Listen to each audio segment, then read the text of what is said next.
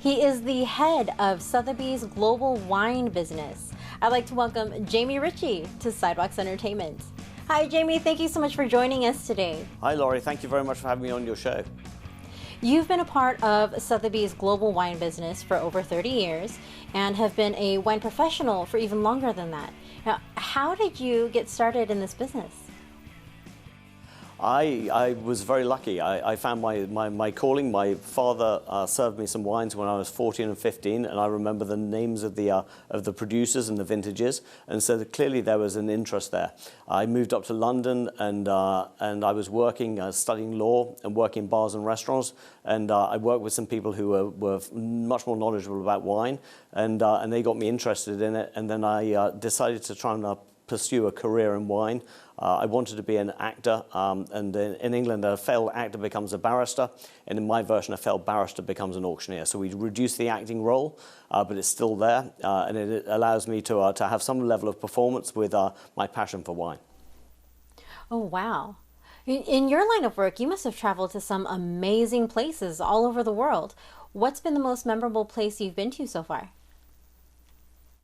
Well, the rise in interest in Asia has been really extraordinary, and now that really drives our business. And yeah, we sell 65% of what we sell globally to Asian buyers. So I've had some really memorable trips in China, particularly in Shanghai and Beijing.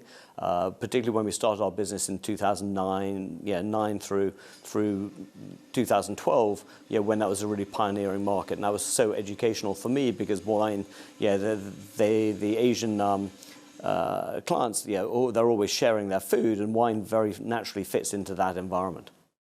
From what I understand, as a wine auctioneer, you've auctioned wine ranging anywhere between $25,000 to over $100,000. Now, do people drink the wines ranging in the 100,000s, or are these wines usually just added to a collection?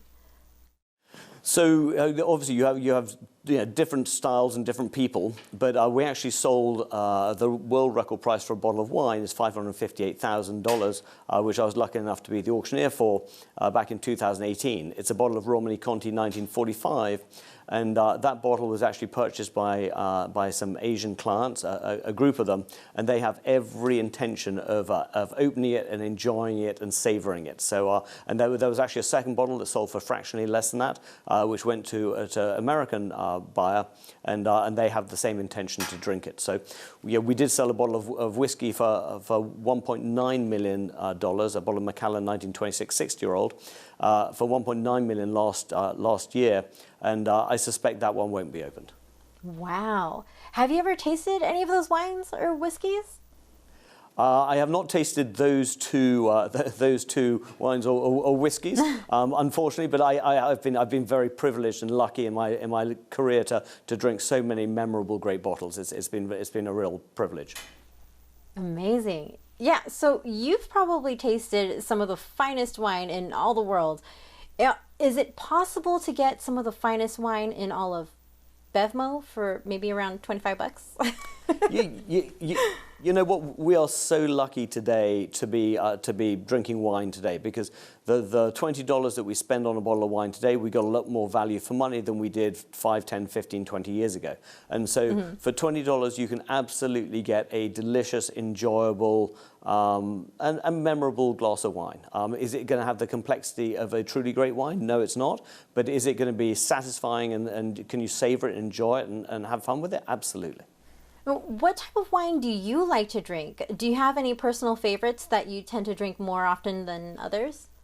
Well, I love the diversity of wine, and so there's so many different grape varieties, regions, producers, there's generational change.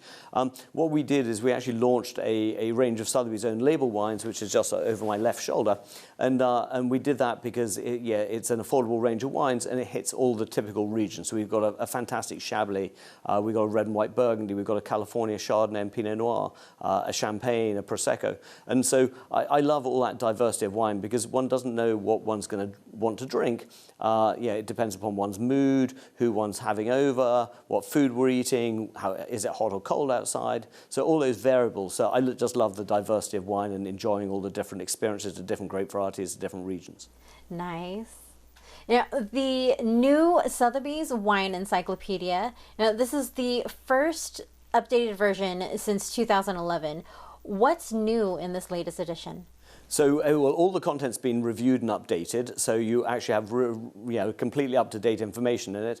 They have all new maps, over 100 new maps in it, and many of the new images which bring wine to life. So the basis of it, I actually started using the first version in 1988 before I joined Sotheby's when I was studying for some wine exams. So it's got all the technical information you need. It explains how to grow vines, how to make wine, what are the facts that influence it, all about the different grape varieties and all about the different regions. So it's an amazing reference book that is really up to date, and it is, I still have my version from 1988, along with other versions all the way through. Now, this latest edition is a 7-pound book with 800 pages of illustration and information. Now, what do you think sommeliers and wine aficionados will appreciate most about the Sotheby's new wine encyclopedia? So I think those in the professional trade really appreciate all the very concise information. Wine's a complex subject, and this breaks it down and is written in a very simple and easy to understand way. So if anyone's looking up technical information about how to make wine or the influence of wine, it's extraordinarily easy to understand and helpful. And so all the technical aspects are explained. And I think all the regions, if one's looking for a quick overview on, hang on a second, how about that producer in that region, or what's that style of wine, then you immediately go into it. And as we learn more about wine, we realize we know less about it. And so here's a book that you can actually get all the information in one place. And we can't know about every single region, every single country. And so here it is. And it needs 800 pages to pack in such a dense amount of information. What advice can you give to people who are new to wine and will be using the new Sotheby's Wine Encyclopedia as a learning tool? So I think, as we're all new to wine and start learning about it, I started red was red, white was white. Start when you read about it, start tasting wine and see what your personal preferences are. The only one who's going to be right is you, because you already know what you like. And so don't be intimidated, don't be afraid. Read about the wine, but also taste alongside it. And then discover, to find out what you like and what you don't like, and why you like it and why you don't like it. Read about the grape varieties, read about the regions, and then sort of piece it together. But and then don't be afraid to ask for help. So from a local wine merchant, someone who knows a little bit more than you. Expand and explore through both using the book, tasting, and asking people who know more about the subject. Wonderful, wonderful. Well, again, thank you so much for taking the time to speak with me today. It was a great pleasure, Laurie. Thank you very much. For more full-length celebrity interviews, visit sidewalkstv.com.